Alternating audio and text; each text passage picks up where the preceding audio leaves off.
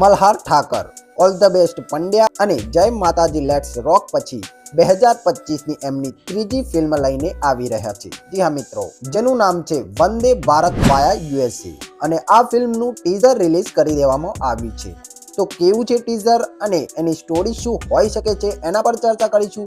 તો પ્લીઝ ચેનલને સબસ્ક્રાઇબ ન કરી હોય તો પ્લીઝ ચેનલને સબસ્ક્રાઇબ કરી દેજો. તો ટીઝર જોતા લાગે છે એક રિલેટેબલ સ્ટોરી બનાવી હોય એવું. સુરતથી યુએસએ સુધીની મલ્હાર ઠાકરની સફર દેખાડવામાં આવી છે. જેમ કે આપણા ગુજરાતીઓ ઘણા બધા યુએસએ સ્ટુડન્ટ વિઝા લઈને જતા હોય છે અને ત્યાં જઈને તેમની લાઈફ કેવી રીતે જીવતા હોય છે અને શું શું કરવું પડતું હોય છે.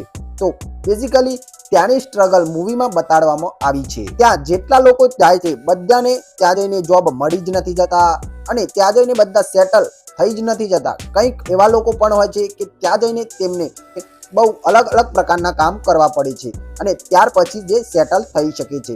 તો બેઝિકલી ટીઝરમાં આ જ બતાડવામાં આવી છે. ટીઝર જોઈને એવું લાગી રહ્યું છે કે સ્ટોરી એક રિલેટેબલ સ્ટોરી હોય, કેમ કે આપણા ગુજરાતીઓ ઘણા બધા વિદેશમાં સ્ટુડન્ટ વિઝા લઈને જતા હોય છે અને ઘણા એવા કેસ પણ આપણે જોયા હશે કે ત્યાં જઈને ફસાઈ પણ જાય છે. કોઈના થ્રુ જતા હોય છે અને ત્યાં જઈને ફ્રોડ થઈ જાય એવું બી કદાચ મૂવીમાં હોઈ શકે. પણ અત્યારે જોઈને થોડો ઘણો અંદાજો આવે છે કે મલ્હાર ઠાકર છે સ્ટુડન્ટ વિઝા પર ત્યાં જાય છે અને ત્યાં જઈને અલગ અલગ પ્રકારના કામ કરીને પોતાની સફર કઈ રીતે જીવે છે, એ જ પોતાની લાઈફ કઈ રીતે ત્યાં જીવે છે એ જ દેખાડવામાં આવશે. તો ઓવરઓલ એક રિલેટેબલ સ્ટોરી લાગી રહી છે.